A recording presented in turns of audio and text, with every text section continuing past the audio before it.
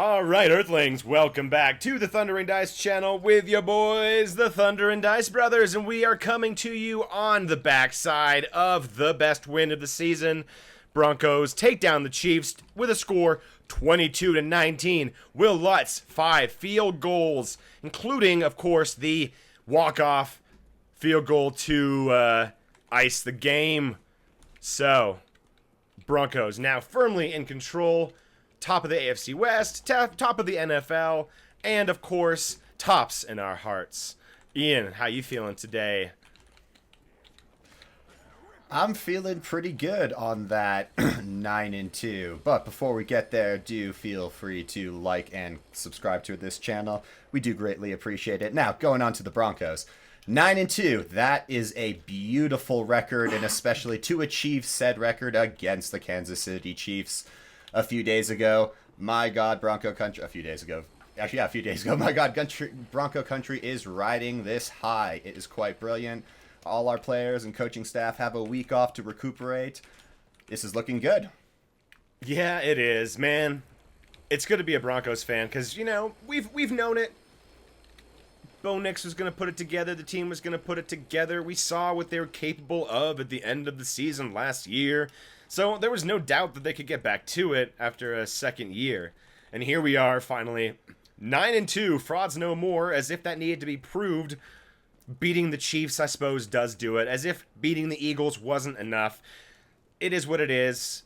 Patrick Mahomes is the face of the NFL, therefore you gotta beat the best to be the best.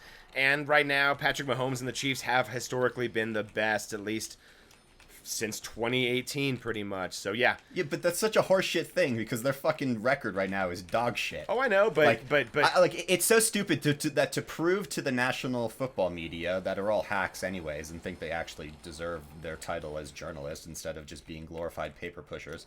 To prove to them that we actually deserve 9-2, we had to beat the Kansas City Chiefs. Like, oh, that is so infuriating, and it happens every freaking time. And like, they are always against us until we just do the unthinkable and unspeakable. Everything the Denver Broncos have to do to get good coverage has to be miraculous.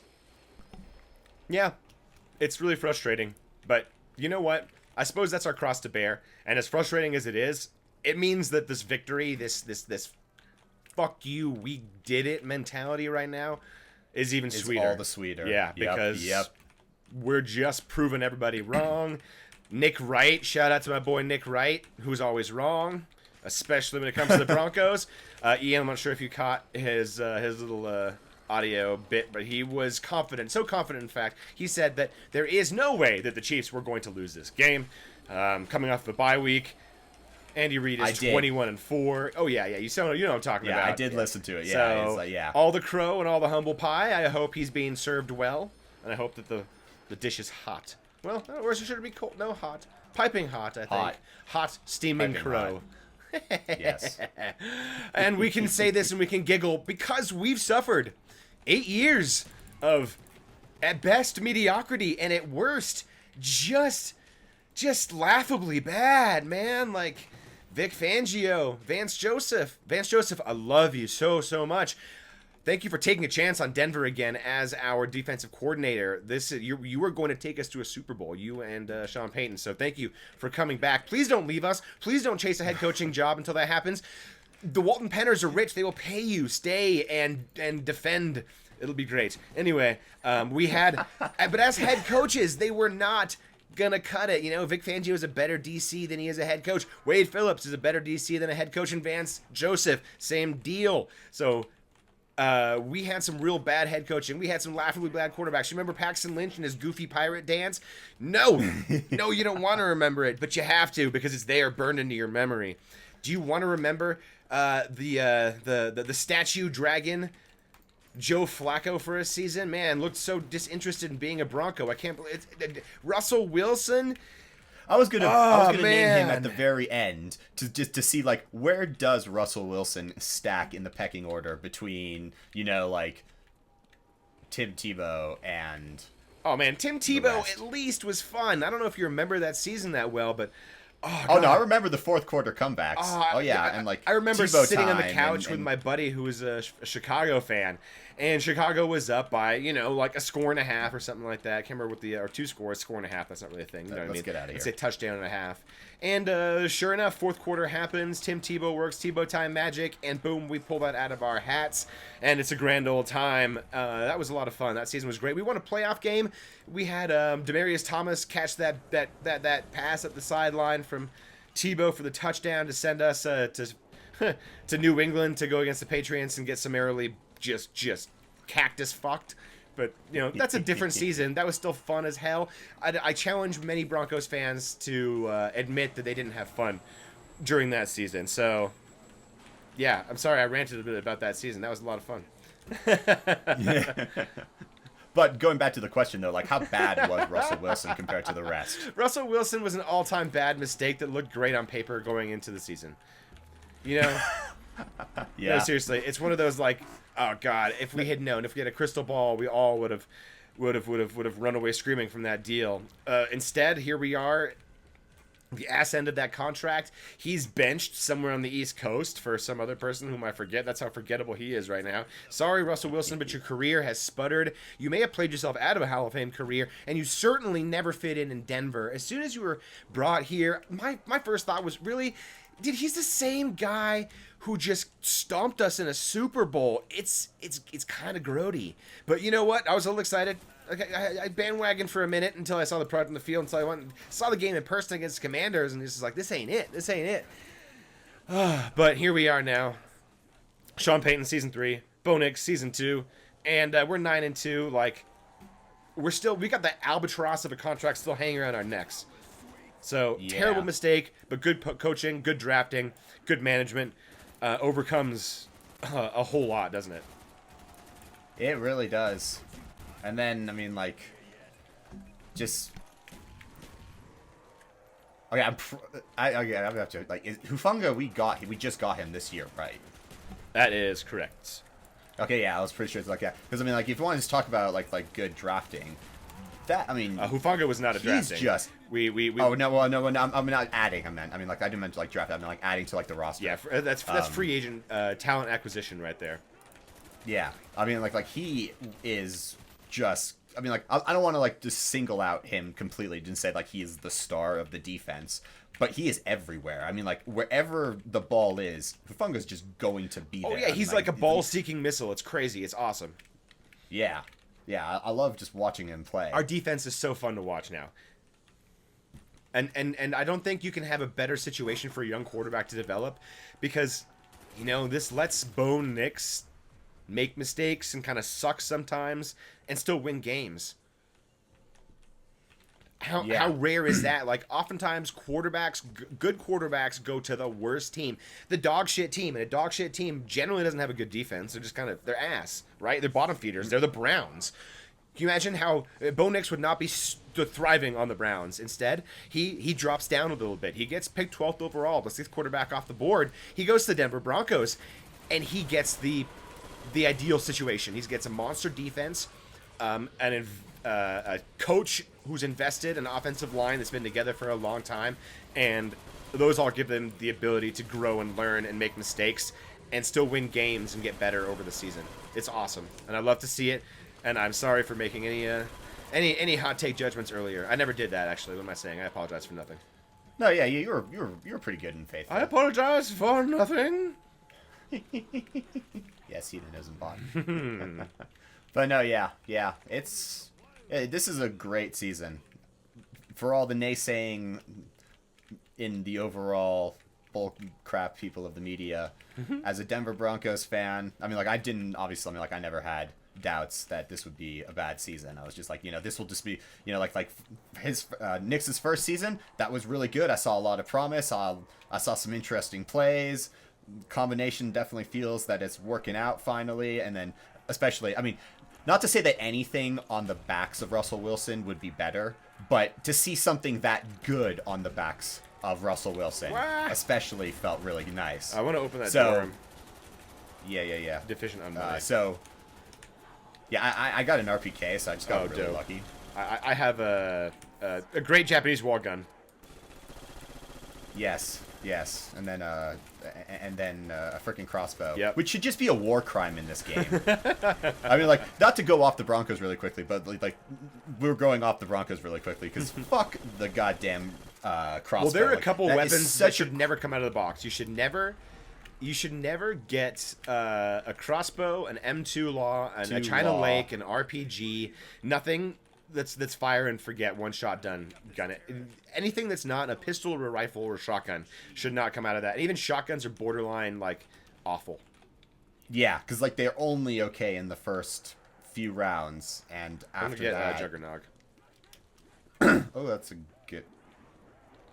Where? Oh, I'm not. I just ran into a wall. Oh, Well, not a wall. It's just only 2 zombies. But yeah, that is a good idea. But I'm gonna stay here because now I'm kind of, oh shit! I just looked behind me and realized that the door is open. So that's a real good thing I did that because I was gonna just camp out here and just like call it good. Yikes! That was really close to catastrophe. That was people watching this. You feel free to flame my play technique right there. That was just the most special thing I've done in a long time. I almost killed myself trying to get a Juggernog. Oh, that's excellent. With a grenade. You know, oh, that's even better. I missed F and hit G. Ha! That's pretty. I love how you can't kill yourself with your own grenade, but your partner can kill you with a grenade. No, it's the other way around. Your partner can't kill you. Oh no, right, yeah. But you can definitely kill yourself. You can suicide yourself with a grenade. Yeah, that's how we used to end our game streams. Yep. Well, suicide by nade. And also, actually, that's how we started our game streams too. Remember, we had an old school, a really crappy intro back in the day. It was almost like, we'll say, in the analog days, in the before 4 time, in the long ago. In the before 4 time, yes, exactly. When we were more of novices than we are today. Let's put it that way. More of novices than we are today. I need ammunition quite badly.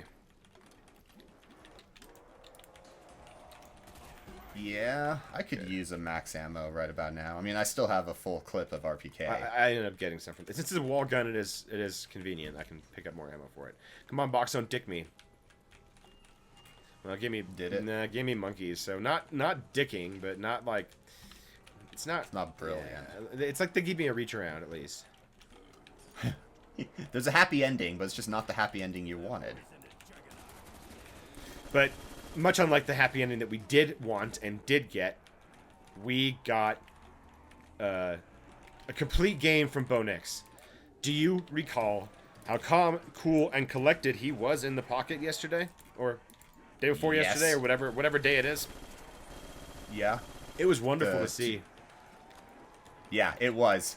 I mean, yeah, like, especially some of, like, the, like the really, like, the throws that extremely mattered, like, on 3rd and long and stuff like that. I have one in my mind, but I can't tell you what I mean, like, I know it was caught and stuff like that, but yeah, it was just, it was quite beautiful. It was settled. Oh, crap. Oh, crap. I got trapped trying to reload. Yeah. Okay, well, this is going to be interesting. I'm at the top of the stairs now, if that helps. Probably doesn't, but... I have to circle back in a weird way. Let's see if I can get to you. But no, yeah, it was nice to see him calm and collected and being able to like throw the ball without moving both feet and just using one, like that. It was really nice. Even though the first 4 scores are just field goals. Yeah, there were a couple opportunities there for touchdowns, but it's still the Chiefs. Yeah, their record may be 5-5. They may not be the same Chiefs they were 2-3 years ago. But that doesn't mean that they still don't have a great defense, a great defensive coordinator, and an all-time head coach in Andy Reid. So yeah, it was a hard victory. And everyone always said, here's the thing, here's the double standard that I love to see, and it's starting to change a little bit. But some of the knee-jerk reactions I heard were initially, the Denver Broncos haven't beaten anybody. They haven't beaten anybody with a winning record, really. They lose these close games. They win the close games. They don't look commanding. They don't look dominant. And now they're going to hit the Chiefs, and the Chiefs are just going to put a pasting on them because the Chiefs are healthy. Coming off a bye, Andy Reid is 21-4. This is the strength they're going to come at. Tony Romo said in game that Mahomes is locked in. They're going to clutch in, zoned in. It's going to be great. Travis Kelce just set a record for receiving touchdowns by a player for the Kansas City Chiefs. They're going to win this goddamn game. Oh, wait a second. And then after the game, all that goes out the window. Oh, yeah, the Chiefs were 5-5, and like it's a weird game, and the Denver Broncos always had their number, and the Chiefs really lost this game. The Broncos didn't really win it. Did you catch that wind in the beginning? That was frustrating as hell. Yeah. Because goddammit, no, the Broncos went out there and fucking took it. The Broncos started that game off, methodical drive down the field, put up points, started the game. Second drive of the game, same thing, put up points. Were they touchdowns? No. Could they have been touchdowns? Hell yeah. Do I wish they had been touchdowns? Yeah. Do I wish I hadn't just ran into a wall of zombies and died? Absolutely. Me too. Same fucking thing that just like instantaneous. You went left. I mean, you went right. I went left because I saw there was a buttload, and then one just got right in front of me, and then boom, circled, and that was all she wrote. Yeah. Well, hey, warm-up round. Hey, round 10, double digits. Don't suck too much. But no, definitely not. Yeah, so the media wants to have it both ways. They want to have it be like, okay, they're nobody until they beat somebody, or they beat the Chiefs, who are somebody. And no one predicted us to beat the Chiefs, except for our boy Adam Rank. Shout out to my boy Adam Rank, who always has our back. In a sea of Chiefs fans and bandwagon, he is the true light that is cherished by Broncos fans. Sorry, that kind of ran off the rails a little bit, but Adam Rank, I know you're not listening, but I love that you always pick us in all of your pick'ems. And he was pretty close, too. The game was 22-19. I think he said 17-19 Broncos. So he wasn't far off. He knew it was going to be a low-scoring game. And it was a low-scoring game, but the Broncos kind of just kept their foot on the gas. I mean, Sean Payton. How about the balls on Sean Payton at the beginning of the second half? He comes down and he's just like, yeah, Chiefs are first half team. Well, we're comfortable where we're at. We're gonna convert some third downs and we're gonna win this. It's like, whoa, yeah. All right, okay, man. And what do? We literally put our money where our mouth was. Bo Nix looked phenomenal. Yeah, he got fucking trucked. The ref runs into Sean. Well, okay, and then to be fair, this has been clarified to me. He was in the white zone. The white zone is meant to be kept clear for referees. If you stand there, it's your fault. So, all right, it looked like he just got that might be true, but that ref body checked him.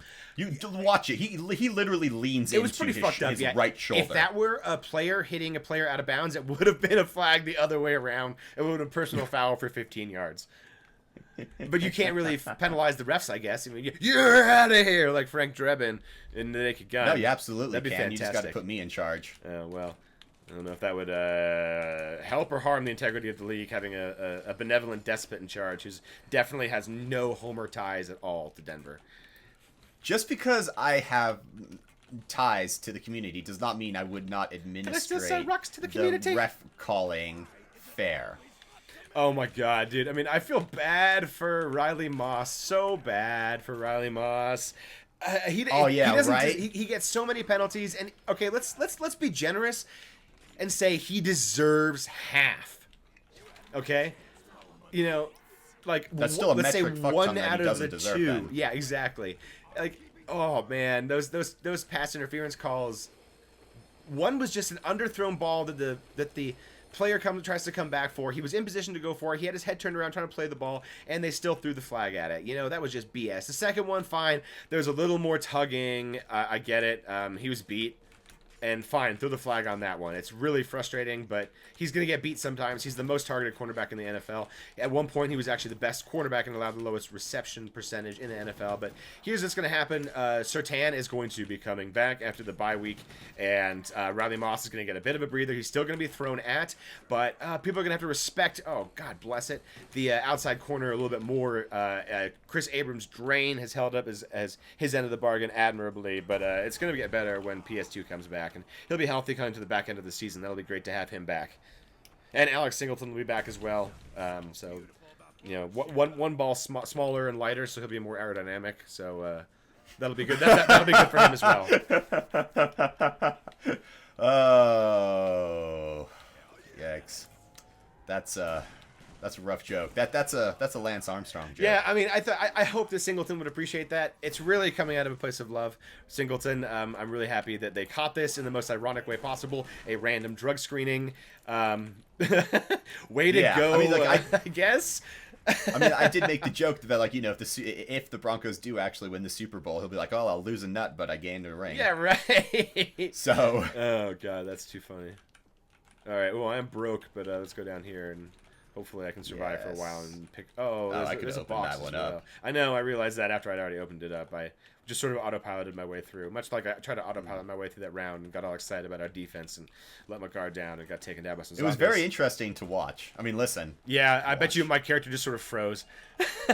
Probably. My brain got focused. Speaking of gun that should not be allowed is G11 for zombies. Like, I don't, like, it's not awful in the respect that, you know, it'll, like, completely kill you, but anywhere outside the first 5 rounds, you're dead. Here is what I wish they did. I wish they had a mode that you could sort of toggle between. One would be all the Black Ops guns are available through the box, and then one that just says you're restricted to the box from the OG maps. Oh, yes. Because sometimes I give me really give want me the MG42 Yeah. and the Browning. I really want to play with those guns, but then you have to play the OG COD. And the thing is, it gives us problems all the time. I mean, fuck, I don't know why, It's but... too- it's just too old for the modern freaking tech we got in here. I straight no, but it was working, and then it just didn't work, and we both tried everything we can think of. Like, we just That is cannot true. join a server together; it just won't let us. We haven't tried in a while though. That's We should true. definitely give it a shot. And it's just different enough to where we're gonna look like ass the first time we get back into it. The controls are they're the same, but the mechanics are just But the a zombies smidge different. don't operate the same. Like, they'll grab you in. It feels like it, yeah, for sure. Yeah, especially when you're yeah, going in for the World at War. stab. Yeah. Anyway, And they'll, we've like, become distracted lunge. from the true mission, which is heap praises on our vaunted Denver Bronco defense and the offense that's finally seems to find a stride and find its identity. I mean, that was probably the most consistent game we've seen from the offense, right? The fewest, like, 3 and outs. I mean, hell, that game against the Raiders before, our punter was out there punting, I don't know, 9, 10 times. It was an absurd number of punts. Yeah. This Sunday, Yeah. just a couple times. Yeah. And it was our kicker who was getting everything. Yeah, he definitely got a workout. 5 field goals plus the game-winning field goal. And how about a fun contrast here? Their kicker made a big mistake, right? Remember that when they kicked it short of the landing zone, which means we get to automatically start at our 40. We get great field position. Pretty sure we turned that into points, maybe even a touchdown. I don't remember off the top of my head. Yeah, me neither. But that was glorious. It was one of those things like I've never seen before happen, or if I have, I've forgotten about it. think It's like it's that type of rare. Well, it's a pretty new rule. The return zone or whatever it's called, the landing zone, I think is 1 or 2 seasons old. But yeah, most okay. kickers are competent enough not to screw that up. I mean, I've never seen Lutz screw that up. And Lutz, I mean, dude, he's got like ice in his veins. He's the best kicker in the league, I'm pretty sure. Yeah, he may not have the flashy number, the I set a record kind of field goal, but I think he has the highest field goal percentage. And he hasn't missed many clutch kicks. Like, you know, when he had that field goal block, that wasn't on him. That was a failure of Alex Forsythe there and getting letting the line down the last time we got a block kick against the Chiefs. So well done, well done special teams this time. I've had some words to say recently about the special teams. I think I've been on record saying that they're basically good for one big boneheaded play that costs us big every game, and I don't think they made a mistake this game. We also had Mims back, Oh my god. so Yeah. let's give praise there. Ooh, nice reload. That made such a big difference. I mean, it was the return game. We were starting. Our field position was so bad last game. Our average starting field position was something like 14 yards, right? Something horrendous like that. And then this game here, I think it was, you know, right around the 30 to 35 yard line, right where you want to get started, right where it's easy to get started at. You know, you don't want to get started backed up in your end zone. It's way too dangerous. Safeties abound, etc. Yeah. All in all, cannot It's a great criticize. game. And we're going into the bye 9-2. Like, how stoked? How stoked should we be, right? I mean, super stoked is the answer to that. We should be more stoked about this than we've been about any team since forever. I mean, before, if you want to get stoked about your Broncos, you had to huff a little bit of copium, a little bit of hopium, right? Like, you know, it's Trevor Siemian looked kind of good for a minute, but oh god, he couldn't. He was seeing ghosts. He couldn't stay healthy. He was getting hit a lot. But we were hoping. Then we got people like Case Keenum and Joe Flacco. We were hoping. Russ, we were hoping. But now, we're believing. Exactly. Well played. Well played. I know, right? You set it up. Just all I had to do was slam dunk. Someone should give us a job doing this. Yeah, zombies and Broncos Talk. Well, I mean, you give us any video game. If you're gonna pay for it, I'll even play a new zombies game. But what I will not do is play $140 plus money for supplemental packs to play a mediocre zombies game right now. Like, that just seems absurd, doesn't it? You know? Yeah. And when I say $140, people, in case you need this math done for you, we both need a copy. This is not us playing separately at 2 different times on the same PC, if you were wondering. We're not that coordinated. That'd be impossible. This would be the most ridiculous script ever. Give us an Oscar. Yeah, seriously, if we could fucking pull that off like this. Yeah, how much time it would also take to do it, and like, fuck, the first person would have to be like sitting over the second person's shoulder, or at least after the video is studying it, and then you'd have to get the timestamps all right, and you'd have to have a freaking clock on the other side, but you'd also have to make sure that you need to know where the other person is, so you'd have to have a separate screen so you could see where the person, where your partner should be at all times, but you'd also have to make sure that you wouldn't cross paths with that person, and you could never go down, obviously, because then you would die. But Ian, we're aliens. This is child's play for us. We coded this. Oh, right. I forgot that I'm pretending to be a human. You fool! Ah! Well, you know me. I like to get into character. Oh, shit. No! Oh, classic. Bollocks and ass. It was the classic ball of gas / getting fuck mobbed. Me. Yep, I'm dead too. Wow. I was in dressing room. I turned the corner, and like 4 of those guys were just waiting for me. I whip around as fast as I could, get 2 feet down on the ground. All right. Much like Bo Nix and the Broncos, we need to learn how to play a complete game. Well, there is actually no such thing as a complete game in Nazi Zombies. That's the brilliance of it. It's just until you die. But there are better versions of this playing that we have exhibited than that. We've done better. Let's put it that way. True. Yes. We have done much better than that. But come on, like, I want to get back to this because this is so exciting. 9-2 leading into the bye week. We just beat the Chiefs. We beat the Eagles, which means we beat both teams that were coming off of their Super Bowl game. Beat the champs, and we beat the runners-up. We beat all the teams we were supposed to. The only 2 times we lost, they were so close. We squeaked into it. Bo Nix still ran perfect 2-minute drills both times. We just ran out of luck both of those times, and that's why we're 9-2 and not 11-0. So this is such a great time to be a Broncos fan, and if you're, just joining the Broncos fandom, that's kind of cool, man. This must be what it kind of felt like when we got Elway. And I'm not saying Bo Nix is or will be as good as Elway, as great as Elway. Elway is the greatest quarterback of all time.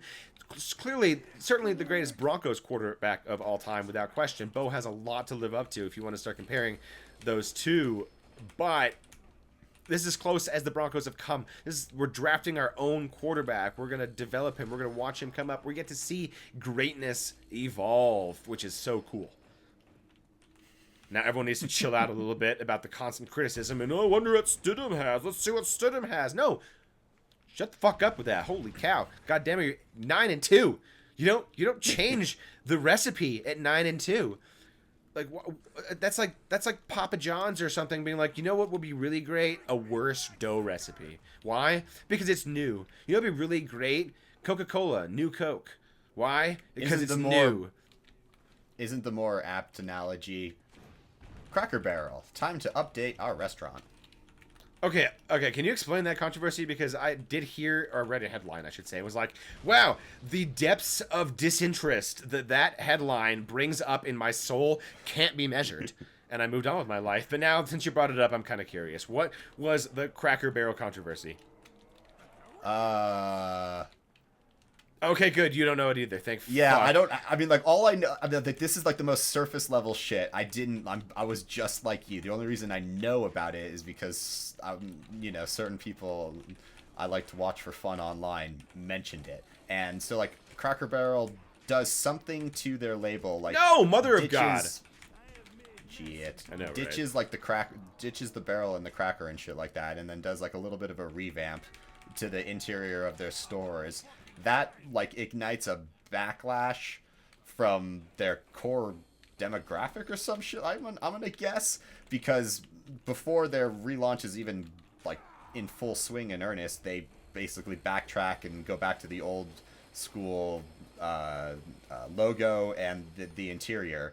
So I'm like, I don't really know like what the fuck was going on and why, because it's Cracker Barrel and I've never eaten in one in my life. So Yeah, they must have. That's all I know. They must have done something real egregious, or was it more like, well, we've run out of things to be mad about for like this 24-hour news cycle. What changed? Cracker Barrel, new logo. You know, like that's. I'm kind of guessing it's that, because I honestly can't imagine that this is a real thing. Who gives a flying fuck about the logo of a chain? Like, I don't know. That's some dumb shit. Do people like hold protests when Microsoft changes the Microsoft Windows logo? No. I mean, I personally think the best that Windows ever looked was Windows XP. I mean, Vista was kind of dope, but Windows XP near and dear to my heart. But I'm not gonna fight you about it.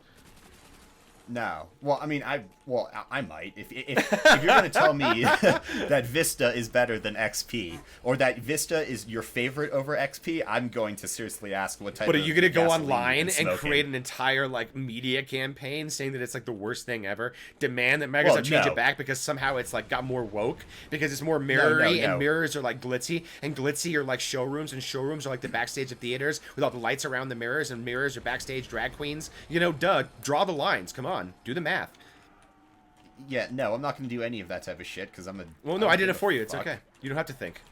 That's okay. Well, that's great. You can do that in my name only, but not with my approval. I think you just gave me approval. No. You said in my name. In my name only, but not with my approval. There's a difference. What, is that like some weird like dictated but not read thing? Yes. it's a delineation without a distinction. Oh my god. That is dumb. I hate that so much.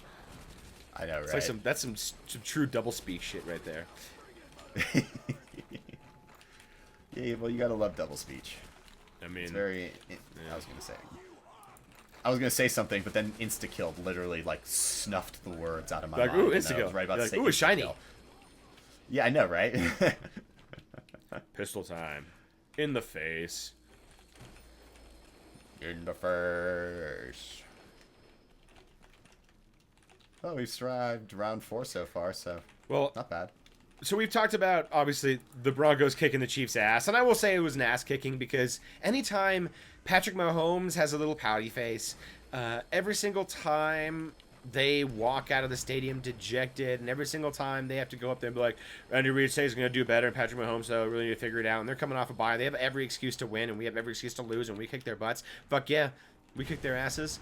Now we got to bye looking forward to the last 6 games of the season, which are just as important as the previous 10, 11 games. Gosh, I had to do like dumb math because I forgot how many games we played. Well, then actually speaking of that, though, then looking forward, since you brought it up a little earlier on, and, why not? We can chew off some more of the clock, so to speak. What game do we need to lose in order to break this winning streak to not be cursed? Oh, crap. I got totally I surrounded myself with zombies. But, okay, what game do we need to lose? So, well, the games that we have Green Bay Packers, the Raiders, the Chiefs, the Chargers, Gosh, who am I? I'm missing 2 teams. Man. Oh, God, come on. Commanders, Packers, Chiefs, Chargers, Raiders, and someone else. Okay, well, we need to drop one of those games to break our losing streak before the playoffs, because And I'm getting this from Akib Talib, actually, and I'm not sure if these are words of wisdom or if this is just like player-itis or something like that. You know, is this a thing? Statistically, it's impossible to really measure because the sample size is so small. It's really hard to know. I mean, how many teams were undefeated? Like one, and that, you know, it's great. Yeah. Can't really study that and use that as an example. So they're meant to be broken, right? Streaks are meant to be broken. And do you want to break it early or hope that you break it next season? Because in theory, your winning streak could come to an end next season after you won the Super Bowl. Oh fuck yeah, that's great. Let's say you drop the first game out, but you win the Super Bowl. Who gives a flying fuck? But you don't want to go into the postseason not having lost a game and then and then your winning streak comes to an end somewhere before the Super Bowl.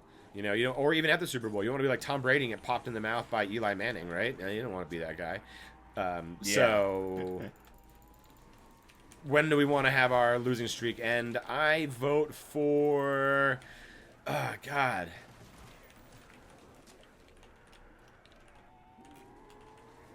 I don't like losing to the Chiefs or anything like that, or the Chargers, or the Raiders.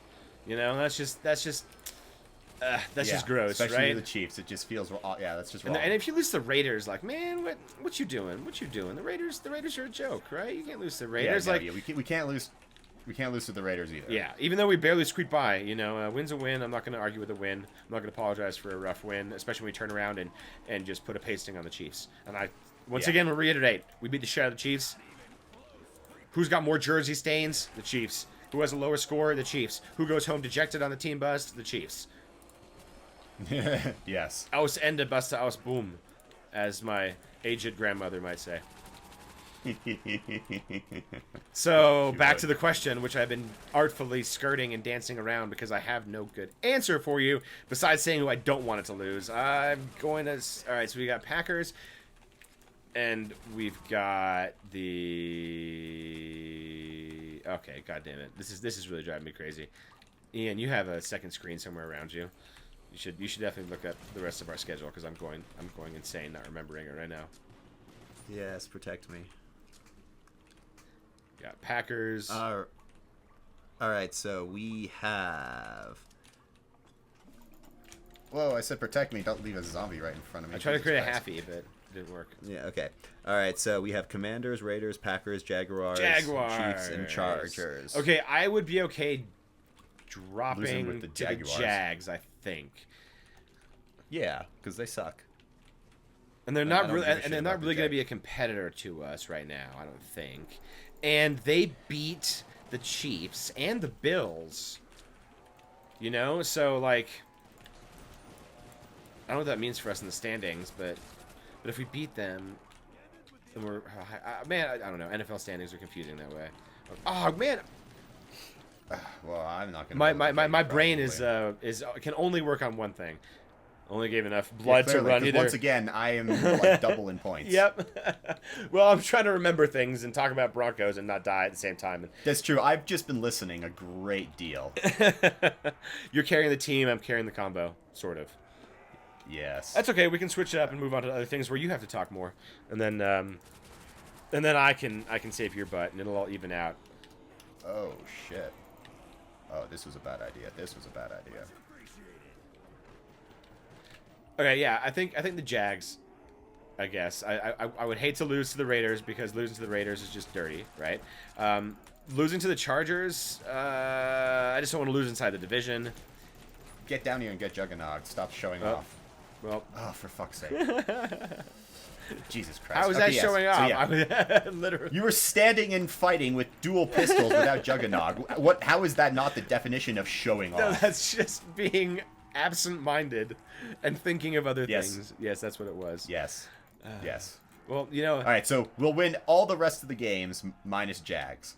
We only need to lose that one, and we can just it'll reset it too because that's our like second to, or third to last game, and it'll be all groovy and it'll just be excellent. We'll go into the playoffs as the first seed. The Pats will be the second seed. The Chiefs will be the seventh seed. The Chiefs will play the Pats. Yep. And the Chiefs will win that. Then the Chiefs will have to go to Mile High for the divisional game, which we will win because that'll be the third time we play them that year, and we will win that one as well. Excellent. which takes us to the AFC Championship game, which is probably Which we going to obviously be win. against, let's say, who might that be, actually? The Colts, maybe? Let's run the other way because we're better at that. Copy that. Colts is a possibility for sure, because the Pats are already out. Yeah, let's say it's the Colts. I don't want it to be the Ravens. Oh, that'd be a... No. I wouldn't appreciate that. Definitely not. Well, let's hope they rest up and get healthy. We've got Patrick Surtain, who's due back after the bye week, which is great news. Alex Singleton, I believe, is planning on coming back after the bye week as well, after his successful cancer removal surgery. Like I said, one ball lighter, more aerodynamic, etc. It'll be great. I wonder if he's going to get, one of those prosthetic balls to even it out. Yeah, I wonder. Why don't you ask him? Go to like a jersey signing and be like, dude, can I ask you, like, did you get a prosthetic, or like, are you just like, one nut Johnny now? One nut Johnny now. Here's Johnny. Just one apple seed left out of the bushel, eh? Just one berry on that branch. Now, okay, now we're being mean. Oh shoot, that's the worst one to get in this map. My bad. Yeah. Fuck that up. Yeah, it was right in front of you. No, yeah, we're not being mean. We're making a lighthearted joke out of an incredibly lucky find, for an incredibly lucky drug test. Seriously, like very often you're like, reading the headline, Alex Singleton, Broncos safety, during a routine drug test. Oh no. Yeah. What? It was discovered. Oh fuck no. What did he pop hot for? That oh, here it comes, has cancer. What? Yeah. Shit, I got a winter's howl. That sucks. A little bit.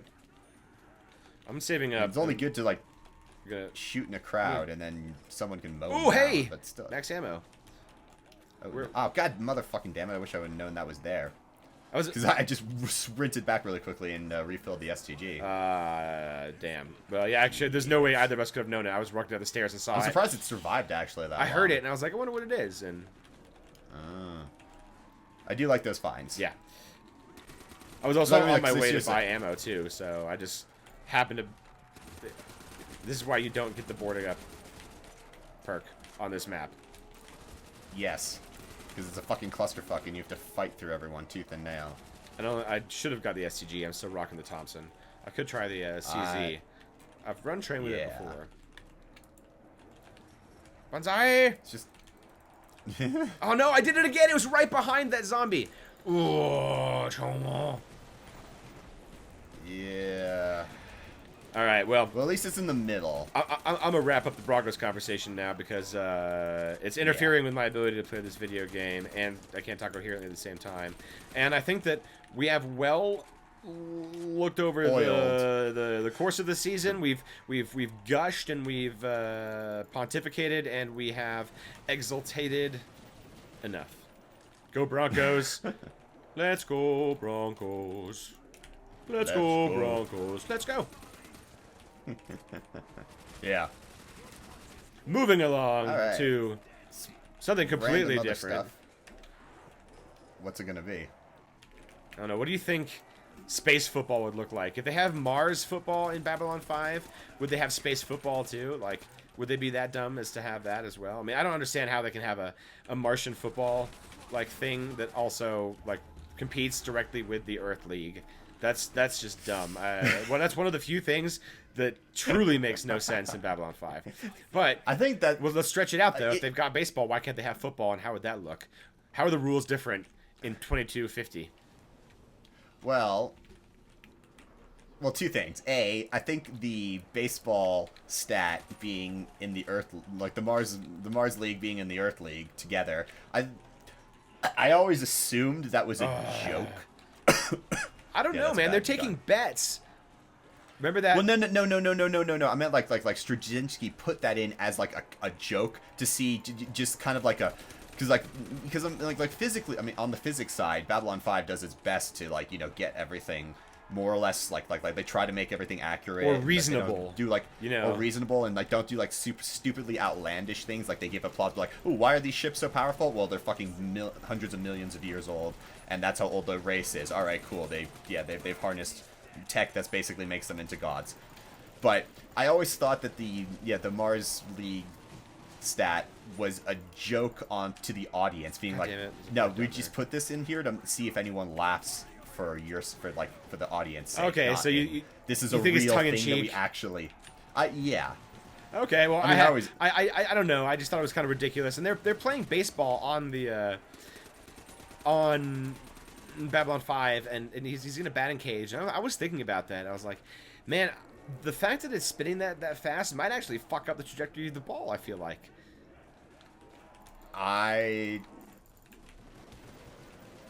No, I don't know nearly enough about the physics behind this. This is just like my my musing, like I wonder. I think. Oh yeah, I get that. Yeah, I mean, like. Oh, we don't have to. We never turn on the power, somehow. Oh shit! Wait, then how do I have it? Wait, I went up to it. It wouldn't let me do it. There was not even like an ability to hit F to do it. Well, let's try to get a halfy at the end of this. And what the hell? It's definitely. No, I definitely turned on the power. So it didn't even like show up to let me try to. The press F to get it didn't appear. That's really bizarre. Yeah. It shows up for Speed Cola, so it's not the game mechanic. It's just. Oh, that's alright. That would blow if that was just like a random glitch this game. And I just cannot get Juggernog. Let's try again. I ran around and we're back in front of it. Ooh, I still. Yeah, I've got no F. That is so fucked up. Oh, that's yeah. Seriously. I threw a grenade. I'm out of ammo. But yeah, no, dude, this is like some actual. Oh no! Get out of there! Get out of there! Get out of there! Genuine BS. That sucks. Yeah. I guess I'm gonna have to live without it. Let's try to get a halfy, and then go maybe in a calmer scenario. It'll be easier. Maybe the round will reset for me. Yeah. I'm just putting my bouncing betties on right now. It's better than nothing. But no. I gotta like the back to the baseball part, like, cause yeah, because like the outside of Babylon 5 is spinning. I mean, considering like how large it is too, is definitely spinning at a very it's definitely spinning fast. So yeah, there's no way in hell that by the time it lands, the ball lands, because it's not like the ball will travel forward, but the station itself spins in around the trajectory of the ball around where it is. So unless. No, so yeah. Although, I mean, Sheridan will have moved, whereas the ball's trajectory will not have. Yeah, exactly. Like if you throw a football in a bus and the bus suddenly turns to the left, the football doesn't stay inside the middle of the bus. It continues on and it probably hits the outside of the bus, like the window or whatever. Yeah. So okay. Anyway, that's a little. That's a bit deep. So okay, you can't play sports ball on Babylon 5. Now you might be able to play football because it's a shorter field. You do like arena style football, right? And as long as you orient the football field in with the slope, that'd be so weird. Nah. Okay, try it again. Nope. I'm like spamming F. It doesn't even. Nothing even like appears for me. Does it look like it's also not on? Yeah. Like the sign itself. Yeah, it's all dark. So it looks like the power's not on. That's why I was like, the power must not be on, and obviously it is, because you got it. Can you turn the power off and on again? Is that a thing? Probably not, right? No, you can't. And I'm able to get the box. Everything else works. Like I got double tap. Wait, hang on. I did get it. Your point. I have it. How did it get it? I swear to God, I didn't. I never bought it, but I have it. Dude, am I that stoned? It's entirely possible that I'm that baked. Okay, well, if that's true, holy shit. Dude, it's entirely fucking... But no, I swear to God, it wasn't there. You're going to have to watch the game footage for this. Oh, Christ. And we'll have to see, because that's going to be that's embarrassing. You know what? Yeah, you might have just... I feel like I've been speaking quite lucidly, in fact.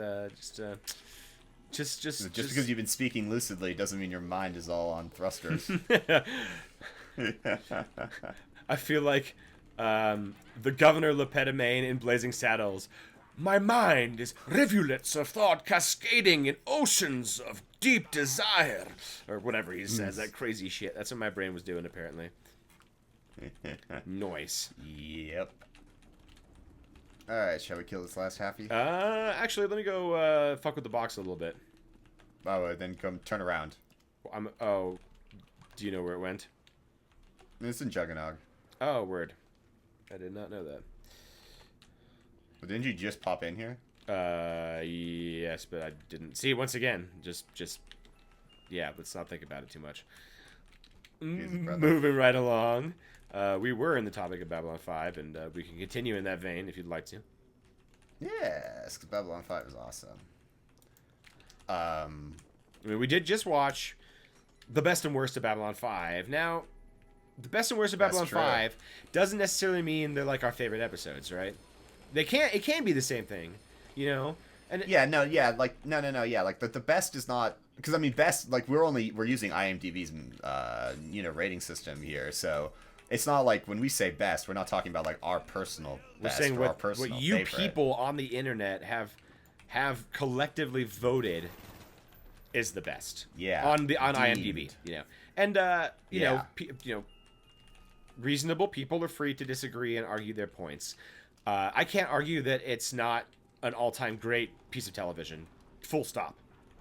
It's the episode or the whole show? The episode. The episode is an all-time great piece of television. The show is an all-time great piece of cinematic art. Really, it's not big screen film, but it's some of the best that Sci-fi ever has produced for television. And I'm not talking about visual effects. It's the best story. I'm talking about pure storytelling as a piece of fiction, as a piece of art. Yeah. Babylon 5 definitely, of all the sci-fi I've watched, that wasn't like Dune or something like that, you know, because like I don't want to like put it against a book that was written before it, but for a completely conceptualized television show that's basically like straight OG content from its maker to screen. Essentially a 5-season arc. None of this, will it get renewed? Well, except they had that bullshit, but whatever. We got a 5-season arc. But none of this, like, getting canceled after 3 seasons and we never get to see the end of it nonsense. At least we got to see the end of the story.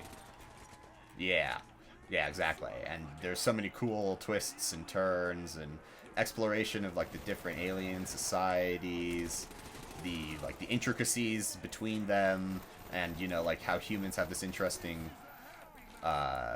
ability to take people who are just absolutely diametrically opposed and bring them together in like a common purpose and goal by quasi being like the binding agent, you know, like we're like the egg yolk and the rest of them are, you know, like the meat, then we're the people that are holding it all together. Yeah, that's the spicy meatball. No, I actually like that metaphor. It's good and food oriented. I like that. I figured you would. The metaphor works because you know for any of this to just to work, you have to believe that right and wrong is correct as presented, and they show us the right and wrong are really clearly defined here. We have the good guys have the moral high ground. It's not really. Like, in this scenario, when they're rising up against Earth and they're fighting the shadows, they don't really... It's not ambiguous. Oh, you know? It gets worse in Season 5 with the telepath war and stuff. They make it a lot more ambiguous. That did not work out well for me. But whatever. The main... God damn it. I was reloading. Yeah. The main... Oh, God, there's so many fucking zombies. And this gun constantly needs to be reloaded. Yeah. Alright, hang on 1 second. Get back to this story once you get out of this situation. Yeah. Alright, yeah, so there's a clear moral, like, distinction between the good guys and the bad guys. Sheridan and his guys have a clear moral authority to order their people out into battle. And they follow him. And you really have to buy in. Like, these guys, these people under his command... They are willing to die for him. That's the depth of dedication that he has cultivated in this command. The people below him about, like, just basically we don't know the exact numbers of people that they get rid of and people that go Night Watch and otherwise, but it's not a big percent. It's maybe a big percentage, but not operationally significant. And they gain, and then think about the ships that are destroyed that willingly ram themselves into another ship because the cause is just and they are doing the right thing and they're going to die for it. That requires buy-in.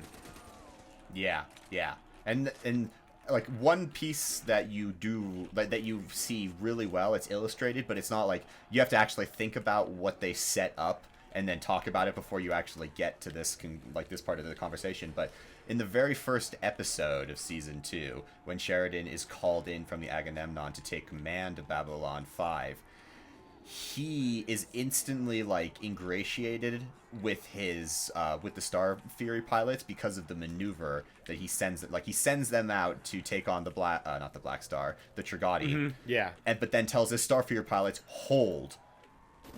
Just basically be sitting ducks and just hold. And you have Zephyr be like, come on, guys, you have to let us fire. If we're not allowed to defend ourselves, we're dead. So like they're all just thinking that they're right about to die, and completely right, because they're ordered to stand fast and just let the enemy come and strafe them. Which is just bottom clenching, and they all listen. Yeah, they all listen. No one mutinies and everything, so the discipline is excellent. And then they go past. And you know why we know it? That's a really, really, really big moment. Is because in Gropos, that's the story that he tells. Exactly. Those two ground pounders. That is that was brilliant. my next point. So that story was so impactful and made such an impact on the second in command of one of the Starfree wings that he is telling that as a war story to a buttload of people, to one who is a newbie, Gropo, but to one who's like a seasoned 20-year veteran, Gropo, who's been everywhere and been in like every major battle that Earth Force has been into. And that's the story he selects to tell, him as they're bonding. So that type of loyalty and that type of experience, just straight off the bat, that was day one under that commander. Now, there's other battles, too, that happen under Sheridan, which are just going to cement this loyalty and understton and we certainly can't go through all of them with you guys, but you're going to have to trust us. And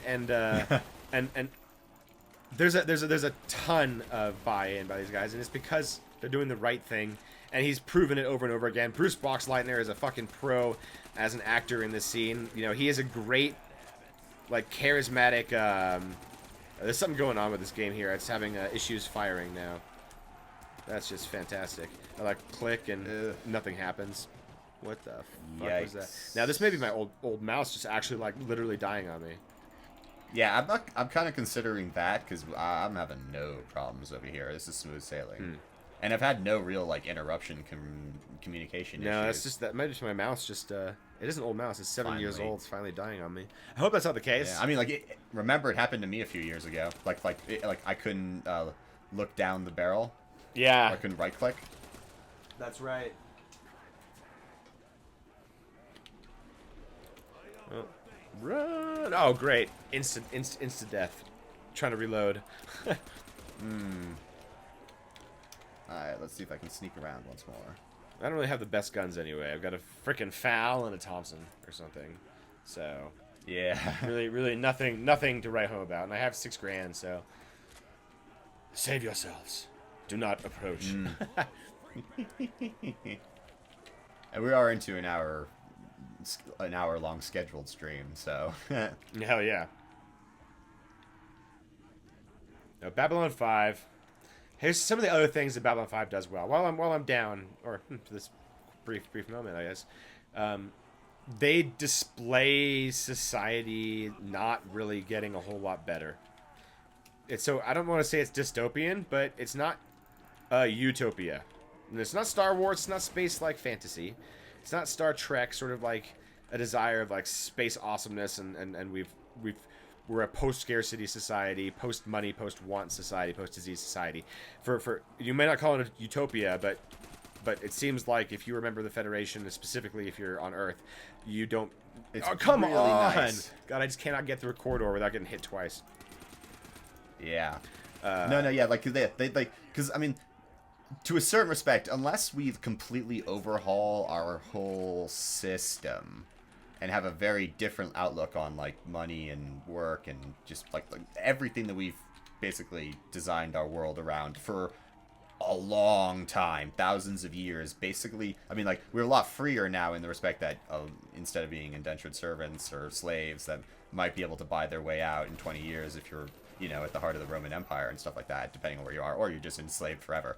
But, like, if you just kind of look at, like, the base, like, how money is made in exchange for commodities or all that other type of stuff, society has not progressed in any real respect, minus it's a lot more of a freer, egalitarian, on quote-unquote, society where, like, it's a lot, the distribution, especially in the first world, obviously first world, it is a lot more equitable than it was ever before. But the problems that, you know, like homelessness, mental illness, the other type of societal woes do not get fixed because they're human, they're innate to humans, you know. And like, 200 years just isn't enough time. Like, we made a lot of progress, but 200 years in the scale of, like, actual evolution is literally nothing. I mean, it's less than nothing. Yeah, it's inconsequential. I mean, it's only a few generations. And society, like, you know, society seems to get stuck in cycles, right? Technology advances, right? We're never going to, like, stop. Without a catastrophe, technology continues to advance. Yeah. Yeah, we're not going backwards unless a cataclysm happens. So that's going to continue. But and that's what you see. The societal inequality is still going to be there. You're going to have the haves and the have-nots. You're going to have power struggles. You're going to have politicians who have not your best interests in heart. You're going to have people who are rewriting the dictionary so that they can redefine homelessness as something that actually doesn't exist. Don't you know? Yeah. EarthGov has promised a job to anyone who wants one. So if someone doesn't have a job, they must not want one. Precisely. Just that's the kind of stuff that they're showing us. This is just a continuation of what's going on, and it's not worse necessarily. Well, assassinating the president and then taking over by coup, that's pretty bad. But, you know, that's sort of like that's more game, like human. You know, that's end game fascism, like takeover. That's not quite. Yeah, you can't, like, yeah, society can't correct for despotism and people for what they will do in order to obtain basically ultimate power. Yeah, like you can't correct that. You can only just try to steer your course away from it. So that's definitely not going to change, and especially not in 200 years, and not in 2,000 years either. That'll take a lot longer. Maybe in 2,000 years. I mean, 2,000 years, that's a really long time, and pretty much everything has changed in 2,000 years. Now, some things haven't, unfortunately. If you look at, you know, cultures that still practice slavery, that's an example of something that hasn't progressed and still exists today. That really sucks. And that is an archaic principle that is rooted in a more primitive time. Unfortunately, we wish we were better, but sometimes we're not. And Babylon 5 does a great job of showing us that. But in contrast, it also does a great job of showing us how much greater we could be and how those people exist. You know, the Sheridans and Delens and Ivanovas and Garibaldis and Laniers and Franklins and Marcuses of the world are real. The Jakars and Malaris are real. That differences can be reconciled and friendships between enemies is possible. Growth is achievable. Peace is not just a pipe dream, but something that we can actually strive towards and achieve. Well, no. Okay, but yes. I don't disagree with you, but you did just hit on a very important character, and his backstory does, like, it's the worst of the Marcus. I mean, you know, like, grew up on a mining colony where Earth taxes and corporations stripped that place to the bare bones, and he basically grew up as not quite an indentured servitude, but in conditions that we would kind of say are absolutely barbaric, and no human should be raised or be subjected to such awful treatment. Absolutely. So it also does. We don't get to see that, like, in practice, but, like, what we do get to hear about indicates that on the far edges of the, let's just call it, Earth's galactic hold, you have some real, like the worst type of laissez-faire capitalism systems being forced onto your own people and just get screwed out of it. I mean, it's basically what the U.S. did to Hawaii. Let's call it that. Yeah, it doesn't paint a pretty picture of of whatever version of colonialism the humans are practicing, because it is colonialism. It's just colonialism outside of the planet. Oh, shit. Yeah. And sometimes the members of the colony are, Mars colonists are neglected and they fight. You've got Proxima and Centauri, and then there are others, obviously, where Marcus and his brother were raised. I mean, Babylon 5 is always uncontested. And honestly, like, ooh, we're slashing your budget. You have to be self-sufficient, so you have to open up a gift shop. And B5 looks janky as shit down below too. Like, it is not affluent in parts of it. You know, they freely show that there's still homelessness and mental illness and extreme poverty. And drugs. And drugs, yeah. Oh yeah, drugs. How could I forget drugs? And greed. And greed. Yep. And the lust for power. Yep. And ironically, they also show they do a great job showing the double standard. What does EarthGov shout about all the time as a justification for all their actions? We need to get rid of alien influences. What is actually happening? The aliens are influencing them.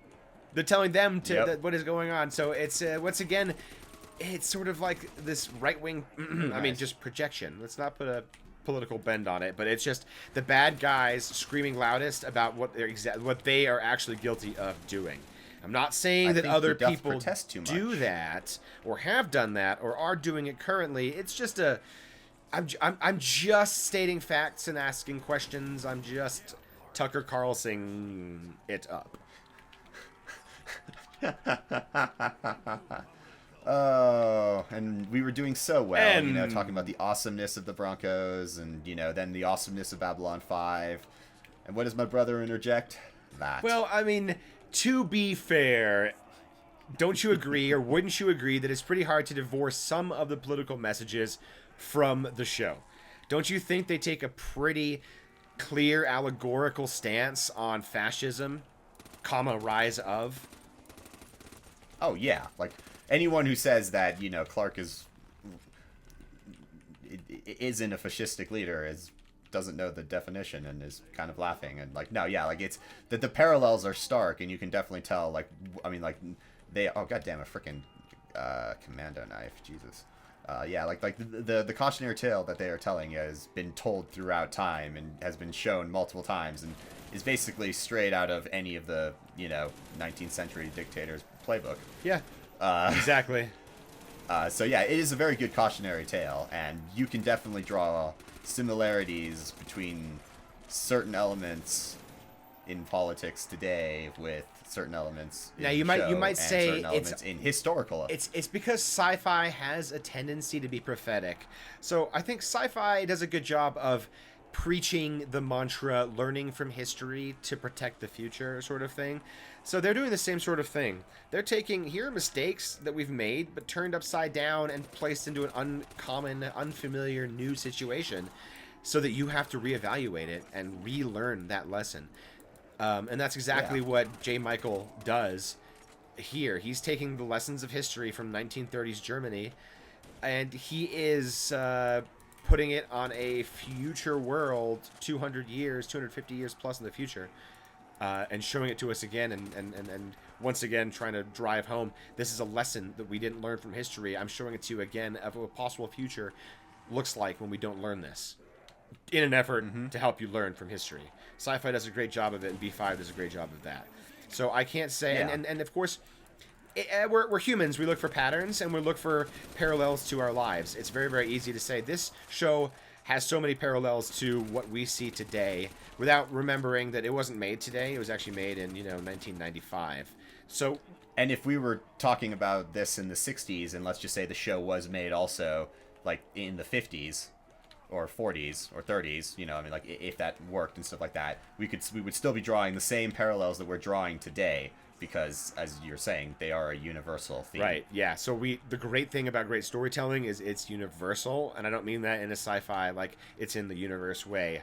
It's universal. No, it maps onto, like Lord of the Rings works in every age, like the ideas that you can derive from them, and, like, the thoughts behind it, and the story works in every age because it transcends time.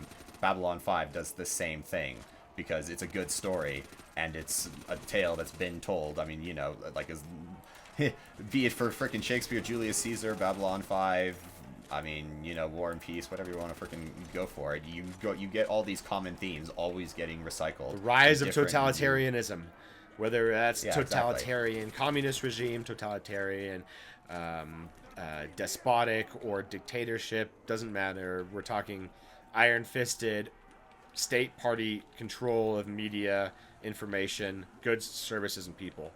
And what you're allowed to do and say and think, literally, thought crimes. You disagree with the regime. The administration has the right to re-educate you in whatever manner it sees fit, or deport you to whatever country it seems fit, or whatever. Yeah. And in Babylon 5 terms, whatever nation you come from, or not nation, excuse me, whatever planet you come from, because they're very clear. They're very xenophobic.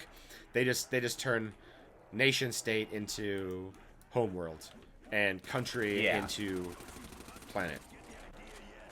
Yeah, because you have to, which is kind of funny, because all these planets that they interact with all have kind of unified governments, just like Earth does, a unified central government. None of these planets, I guess maybe it's a condition to really be a spacefaring like treaty card membering society. You kind of need to have solved your internal conflicts before you can hope to actually rule or have say outside. Yeah, exactly. Can you imagine the American colonies are treating with the Drazi and the Pakmara, while the Chinese colonies are trying to set up another alliance with the I don't know, the insectoids and the Zindi. I don't know. Yeah. I don't know, some weird shit. How crazy that would turn out. All of a sudden, I'm imagining projection sphere of influences, like beams of light coming off of Earth, instead of a unified ball, Yeah. It's a reason why the alien in The Day the Earth Stood Still demands to talk to every world leader or scientist from every country, not just one, because this message is not for one person, it's for the whole frickin' world. And why the Ferengi, when they get sent back in time to Roswell in the 1940s, they just want to, talk to whoever wants to buy their weapons and their goods. They don't give two fucks about who's in charge. They're like, oh, you're not going to deal with us? Well, I know the Russians, I'm pretty sure, will buy this stuff from us. Or the other guys, I don't even know who they're called, but say a bad guy and they'll fill in the blanks. Yeah. He's got platinum, gold. Yeah, all right, cool, sweet. I can work with that. Which is another funny, little distinction between this is Deep Space Nine and Babylon 5. One may have washed the hands of the other, ripped off the other, or maybe they just share some similar traits. We're not going to delve into that. That'd be a fun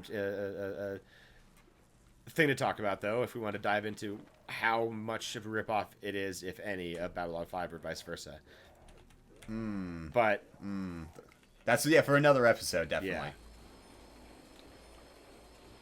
But the human, I guess the time period matters, but the alien motivations are a little bit different.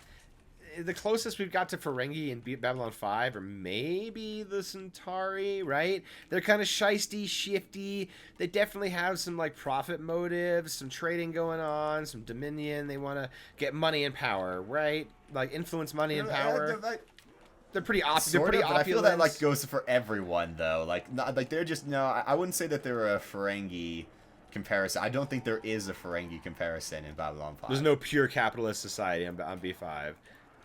Because the things that Malari wants aren't necessarily wealth comes with them, but he wants influence and he wants ascension of the Republican the Republic of Centauri.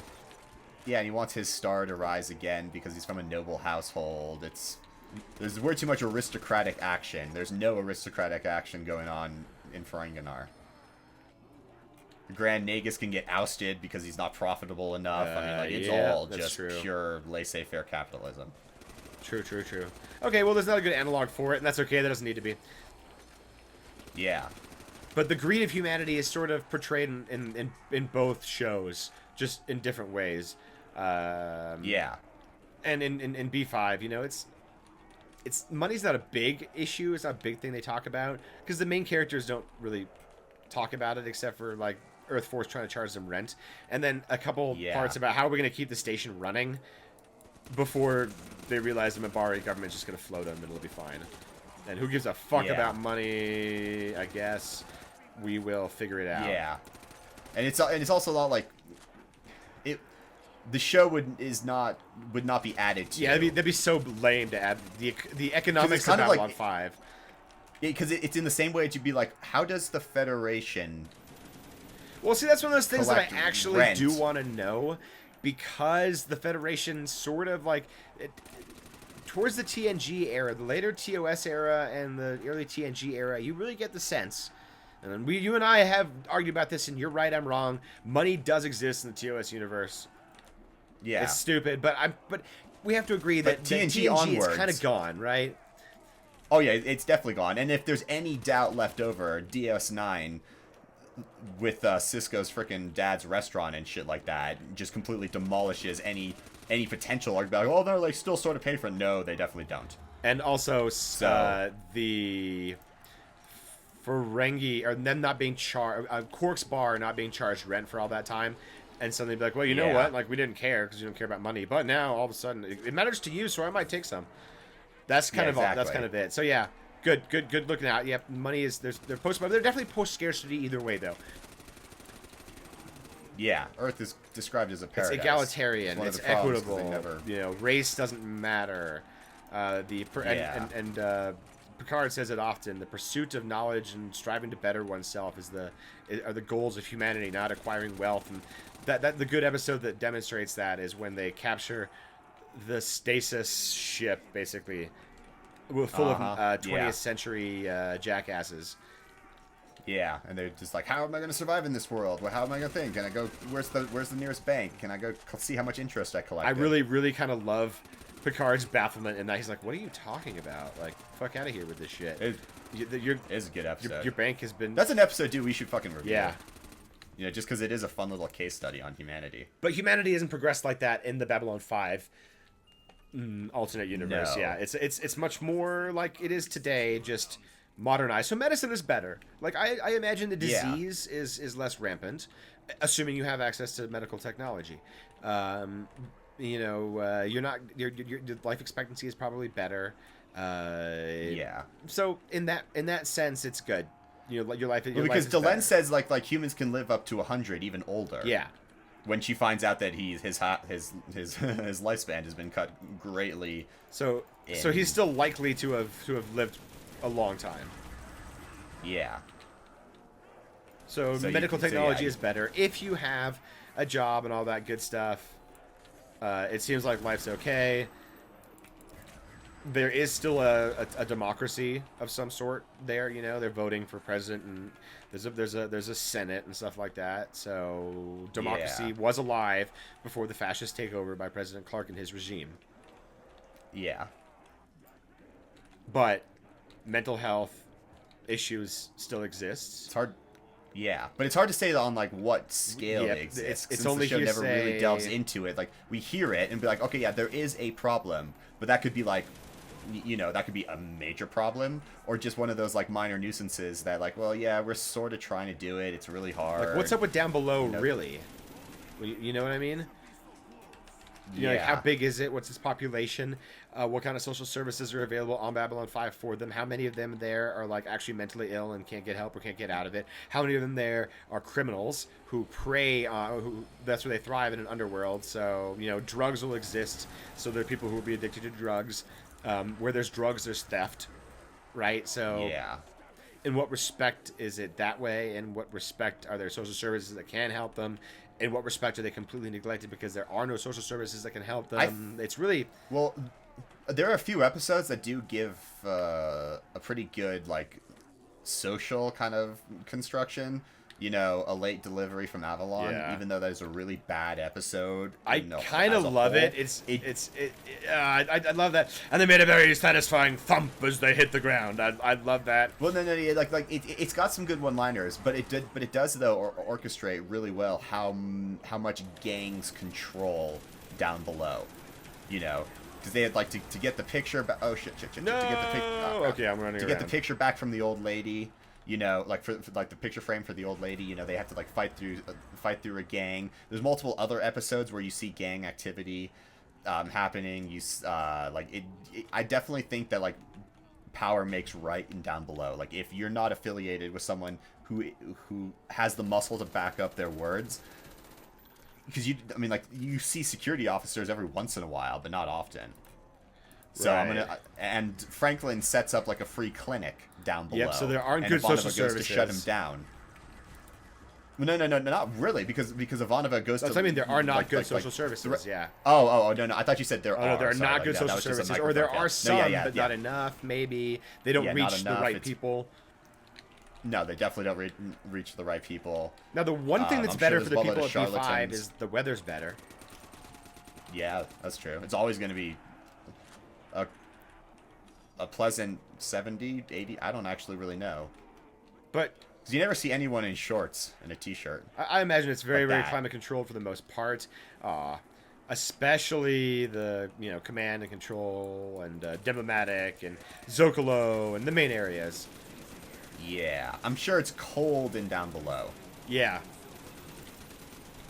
I never get the sense. I Oh get my it. god, that's so sketchy. There you go. I never get the sense that anyone's dying of exposure down there. They just might have sickness or No. drug overdose or hunger or something. But either way, Yeah, Babylon 5 yeah, gives us a something like great that, opportunity to see definitely that. The good guys Frostbite. realize it's a problem, and you would think that they want to strive to fix it. But It's the only main like- struggle of it isn't actually of the show is not really to lift people up out of poverty and create a better society. It's more existential than that. It's okay. We have a fascist regime taking over the world, which we can't abide. We have to fix that. They're bad people, and we need to return to uphold the principles that we swore to protect.